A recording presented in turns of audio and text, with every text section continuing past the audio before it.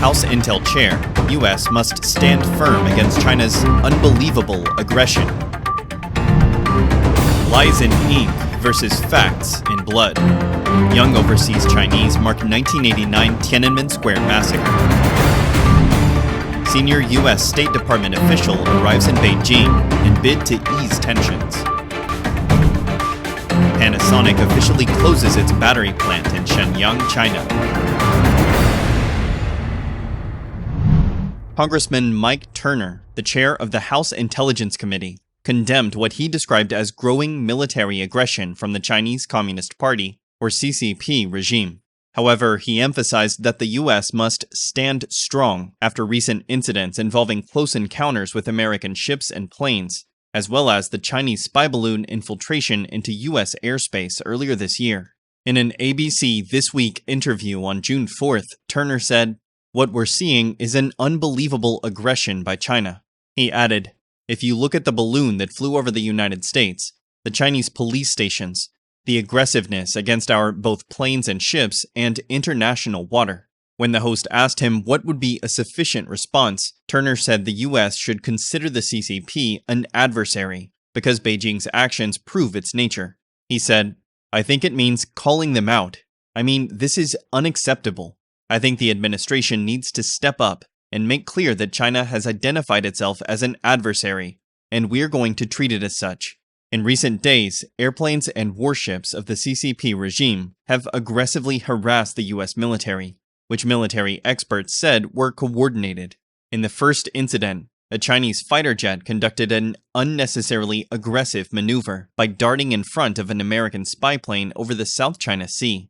In the second incident, a Chinese warship cut across the bow of the American destroyer USS Chenghoon and approached within 150 yards of the U.S. ship, forcing it to reduce speed to avoid a collision. Last week in Singapore, Defense Secretary Lloyd Austin reaffirmed the U.S. commitment to the Indo-Pacific region amidst escalating provocative actions by the CCP. Austin said, "We will support our allies and partners as they defend themselves against coercion and bullying." He added, "To be clear, we do not seek conflict or confrontation, but we will not flinch in the face of bullying or coercion." "Don't let the truth be hidden in the dust," read the slogan carried by one young woman in London. She is among many youngsters outside their homeland of China joining rallies over the weekend, marking the June 4th, 1989 anniversary, despite threats and potential violence from agents and Chinese Communist Party, or CCP, supporters. As Radio Free Asia, RFA, reported, a group of international students in London, known as the China Deviants, rallied in Trafalgar Square, showing posters, photos, plastic tanks, and other props of the massacre. They mimicked the banners and headband slogans carried by the young people who once gathered in their hundreds on Tiananmen Square 34 years ago. Some people advocated for press freedom, while others wore headbands that read, "The Last Generation," a reference to the brutal Shanghai lockdown of 2022.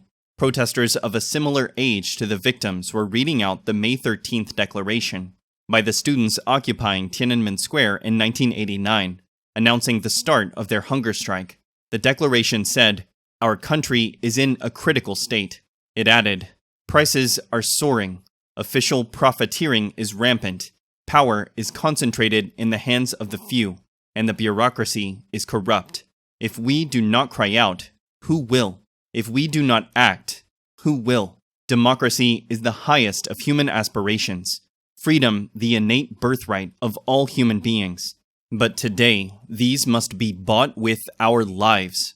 In San Francisco's Chinatown, hundreds of protesters gathered to light candles and place floral tributes around a replica of the 1989 Goddess of Democracy statue on the evening of June 3rd.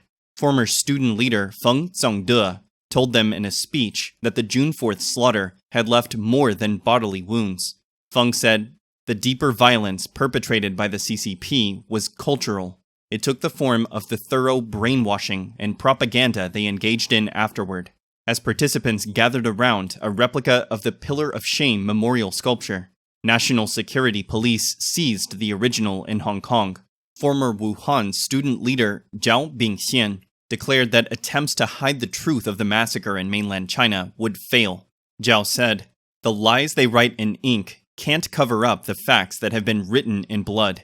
Hong Kong cannot light candles anymore since 2020. Taiwan has taken up the role once played by the vigils in Hong Kong's Victoria Park. Mu'er Kai-shi, a prominent 1989 student protester who is now living in Taipei, told RFA that June 4th needs to be remembered every year because we have not forgotten their sacrifices. We have not forgotten the unfinished business that they had started, and we're continuing. Mu'er added, "It is also important to tell the whole world, especially Western democracies, that they have failed to hold the mass murderers of Tiananmen Massacre accountable." So, commemoration of the Tiananmen Massacre basically tells the Western democracies that their China policy is not acceptable in the 21st century. A participant who gave only the surname Ho told RFA, "I wouldn't want that kind of thing to happen to my own children." A senior U.S. State Department official has traveled to China's capital as Washington continues its effort to resume open lines with the Chinese Communist Party, or CCP. The State Department announced on June 3rd that Assistant Secretary of State for East Asian and Pacific Affairs, Daniel Crittenbrink, would land in Beijing the following day, accompanied by Sarah Baran, the White House National Security Council's Senior Director for China and Taiwan Affairs. Reuters said Crittenbrink would discuss key issues in the bilateral relationship with CCP officials, beginning June 5th. A State Department spokesperson said human rights and freedoms would be discussed during the meetings. Reuters noted that Crittenbrink arrived in China on June 4th, the 1989 Tiananmen Square massacre anniversary. The CCP has strictly prohibited topics related to the historical event from the mainland, which reminds us of how it ended pro-democracy protests by deploying the military against civilians. But recent visits by top U.S. officials to Beijing to maintain open channels have had the White House criticized. For example, during an interview on Fox News Sunday, Senator Tom Cotton views the attempts as misguided. Well, Biden administration officials should stop chasing after their Chinese communist counterparts like love-struck teenagers. It's embarrassing and it's pathetic. In fact, it projects weakness to China. It encourages them to do things like buzz our aircraft or come within a few hundred yards of our ships. It encourages them to send spy balloons floating all across America. According to Cotton, the single best way to deter governments like China, Iran, and Russia is to have a military capable of deterring them. Japanese battery giant Panasonic's joint venture Panasonic Storage Battery Shenyang, or PSBS, in Shenyang City, Liaoning Province, officially closed on May 31st. PSBS will soon enter the dissolution and liquidation process, meaning the company has ended its 29-year investment in China and formally exited the Chinese market. PSBS was established in Shenyang in 1994.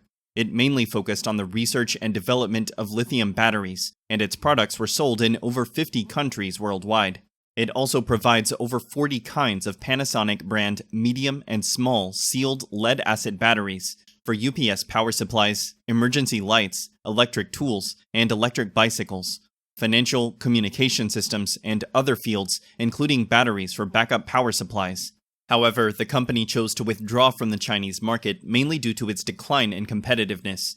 The current top 10 lead-acid battery manufacturers in China are primarily local brands, such as Chilwi Battery, Camel Battery, and Tianneng Power. PSBS's withdrawal from the Chinese market shows that, whether foreign companies or Chinese private companies, once the economy deteriorates and international industrial chains flee China, many of them will face the risk of bankruptcy or falling into trouble. Besides Panasonic, famous automaker Mitsubishi Motors also postponed the resumption of production lines at its Changsha factory in May due to the rapid deterioration of China's economy. On May 26th, the Hong Kong-invested Dongguan Minghai Finishing and Dyeing Factory also announced a complete suspension of operations due to unsustainable and demanding operations. It agreed to settle accounts and compensate following the law. It's not only foreign companies that are pessimistic about China's investment environment, as even state-owned companies are facing difficulties. For example, a large state-owned company in Guangdong originally planned to recruit 2,000 college graduates this year. Still, the Chinese regime stopped financial subsidies due to economic challenges, so the plan was cancelled. The unemployment rate of young people aged 16 to 24 in China hit a record high, of 20.4% in April. In addition, it's estimated that there will be 11.58 million college graduates this year, causing the job market to face a hard-to-solve problem. After the COVID pandemic, there are currently few high-skilled jobs in China. Moreover, most job opportunities don't require a high level of education, leading to the rapid disappearance of many white-collar jobs and making the job-finding competition more intense.